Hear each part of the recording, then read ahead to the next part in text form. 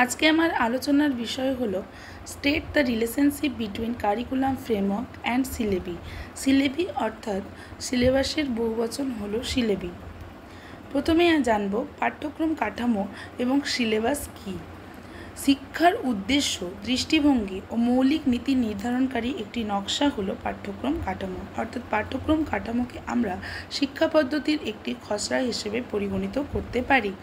জাতীয় আঞ্চলিক স্তরে নির্ধারিত হয় এই পাঠ্যক্রম কাঠামো এবং শিক্ষার্থীর সর্বাঙ্গীন বিকাশের জন্য এই পাঠ্যক্রম কাঠামোর গুরুত্ব অপরিহার্য।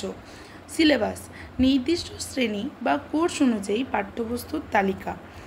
মূল্যায়নের কাঠামো সহ পাঠ পরিকল্পনা। শিক্ষক ও শিক্ষার্থীদের জন্য গাইডলাইন, অর্থাৎ কোন শ্রেণীতে কোন বয়সের শিক্ষার্থীরা কোন অধ্যায়গুলি পড়লে তাদের সাফল্য লাভ হবে এবং বোধগম্য হবে তা এই সিলেবাসে বর্ণিত থাকে এবং মূল্যায়নগুলি কোন অধ্যায়ে কোন মূল্যায়নটি তাদের উপযুক্ত তা এই সিলেবাসের মধ্যেই বর্ণিত থাকে। এরপর জানব পাঠ্যক্রম কাঠামোর উপাদান, দৃষ্টিভঙ্গি ও লক্ষ্য। প্রথমেই বললাম পাঠ্যক্রম কাঠামোর মূল লক্ষ্য হলো শিক্ষার্থীর সর্বাঙ্গীন বিকাশ ঘটানো, অর্থাৎ এর দৃষ্টিভঙ্গি হলো কোনো শিক্ষার্থী যাতে ভবিষ্যতে সুনাগরিক হিসেবে গড়ে উঠতে পারে এবং তার শিক্ষা পদ্ধতি যেন তার বোধগম্যতার সাথে অর্জন হয়, সেটি পাঠ্যক্রম কাঠামোর দৃষ্টিভঙ্গি ও লক্ষ্যর মধ্যে গুরুত্বপূর্ণ। বিষয়বস্তু নির্বাচন, অর্থাৎ কোন পাঠ্যক্রমে কী বিষয় নির্বাচন করলে শিক্ষার্থীর শিক্ষণ পদ্ধতি খুব ভালোভাবে ঘটবে তাই পাঠ্যক্রম কাঠামোতে বর্ণিত থাকে। মূল্যায়ন কৌশল, পাঠ্যক্রম কাঠামোর মধ্যেই আমরা দেখতে পাই যে কোন মূল্যায়ন কৌশলটি শিক্ষার্থীদের পক্ষে উপযুক্ত। শিক্ষণশৈলী ও শিক্ষা পদ্ধতি। শিক্ষণশৈলী ও শিক্ষা পদ্ধতি বলতে এখানে বোঝানো হয়েছে যে শিক্ষণ পদ্ধতি অর্থাৎ শিক্ষার্থীদের বোধগম্যতার জন্য যে শিক্ষণশৈলী বা পদ্ধতিটি শিক্ষার্থীরা শিক্ষা অর্জনে সহায়তা করবে সেটি এই পাঠ্যক্রম কাঠামোতে বলা হয়েছে।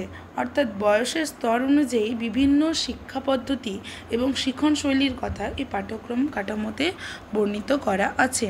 সিলেবাসের উপাদান, সিলেবাসের উপাদানের মধ্যে আমরা বিভিন্ন ভাগ দেখতে পাবো, যেমন পাঠ্য বিষয় ও উপবিষয়, অধ্যায় বিন্যাস, পাঠদানের সময় বিন্যাস, পরীক্ষার কাঠামো। আমরা কোনো বইয়ের কোনো বিষয়ের কোনো বইয়ের সিলেবাসে দেখতে পাই বিভিন্ন অধ্যায় এবং উপ অধ্যায় এবং সেই অধ্যায়গুলির মধ্যে এমন সময় উল্লেখ থাকে যে সময়ের মধ্যে ওই অধ্যায়টি শেষ করতে হবে এবং কোন অধ্যায়গুলি কোন পরীক্ষাতে সংযুক্ত করলে শিক্ষার্থীরা তাদের বোধগম্যতার সাথে অর্জন করতে পারবে তাও এই সিলেবাসেই উল্লেখ করা থাকে। এরপর আসছি পাঠ্যক্রমের নকশার শ্রেণীবিন্যাস। এখানে জাতীয় শিক্ষানীতি হচ্ছে একটি বৃহৎ কাঠামো, তার ভেতরে পাঠ্যক্রমের কাঠামো, তার ভেতর সিলেবাস এবং তার ভেতরে পাঠ পরিকল্পনা, অর্থাৎ পাঠ পরিকল্পনা একটি ক্ষুদ্র পরিসর। জাতীয় শিক্ষানীতি অর্থাৎ 2000 এবং 2005 এই দুটি জাতীয় শিক্ষানীতি বিশেষভাবে উল্লেখযোগ্য।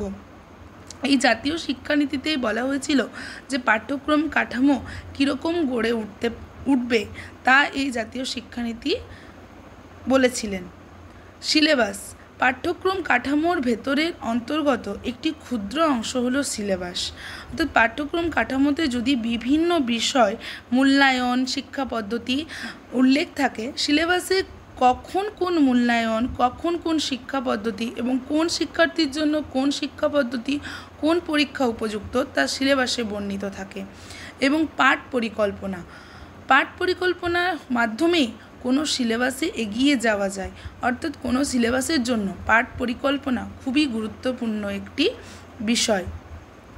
এরপর সম্পর্ক নির্ধারণ, পাঠ্যক্রম কাঠামো নির্দেশ দেয় কী শেখানো হবে, অর্থাৎ পাঠ্যক্রম কাঠামো আমাদের নির্দেশ করে যে কী জিনিস আমরা শিখতে পারি এবং কিভাবে শেখানো হয় সেইটা সিলেবাসে বর্ণিত থাকে। এরপরে আমরা কিছুগুলো সম্পর্ক দেখে নেব, যেমন অংশ ও সমগ্র। পাঠ্যক্রম একটি বৃহৎ কাঠামো এবং সিলেবাস হলো তার বিশেষ অংশ বিশেষ।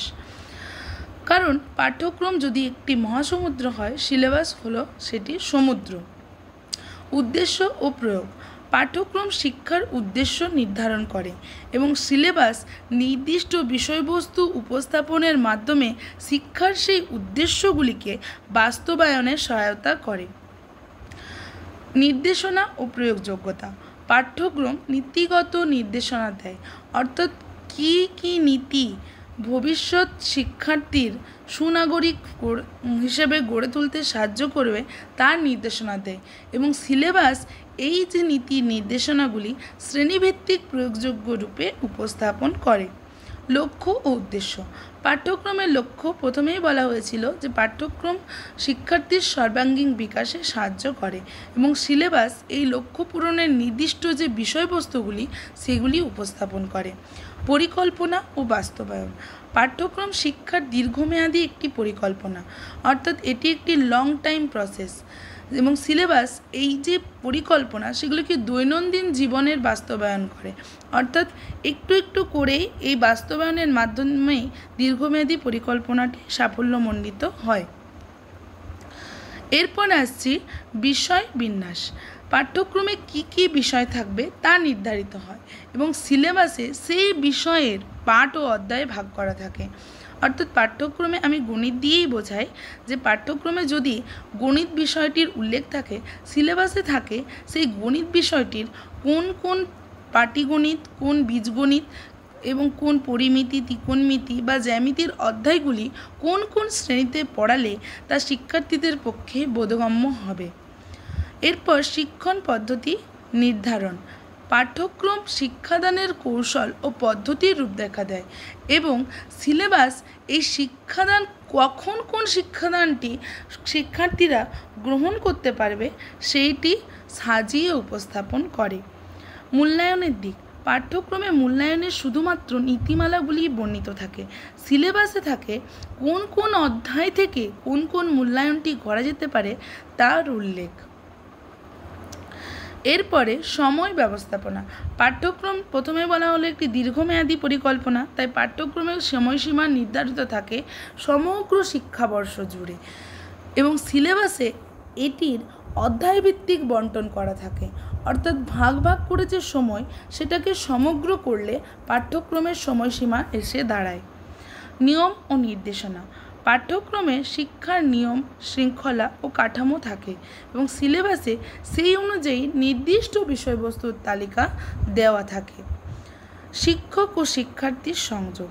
পাঠ্যক্রম শিক্ষকের জন্য একটি গুরুত্বপূর্ণ দিক নির্দেশনা, অর্থাৎ শিক্ষক শিক্ষার্থীদের কখন কোন বিষয়টি জানলে শিখলে তাদের উপযুক্ত হবে এবং কখন কিভাবে শিক্ষা পদ্ধতি দিলে শিক্ষার্থীরা গ্রহণ করতে পারবে সেটি শিক্ষকরাই বুঝতে পারেন এবং সিলেবাস হলো শিক্ষার্থীদের জন্য প্রস্তুতির রোডম্যাপ, অর্থাৎ সিলেবাস শিক্ষার্থীদেরকে অন্য উঁচু উঁচু শ্রেণীতে যাওয়ার জন্য বা ভবিষ্যতে সুনাগরিক হিসেবে গড়ে তুলতে এবং প্রতিটি শিক্ষা পদ্ধতি যাতে তারা সহজভাবে গ্রহণযোগ্য করতে পারে তার একটি রোডম্যাপ হিসেবে পরিগণিত হয়।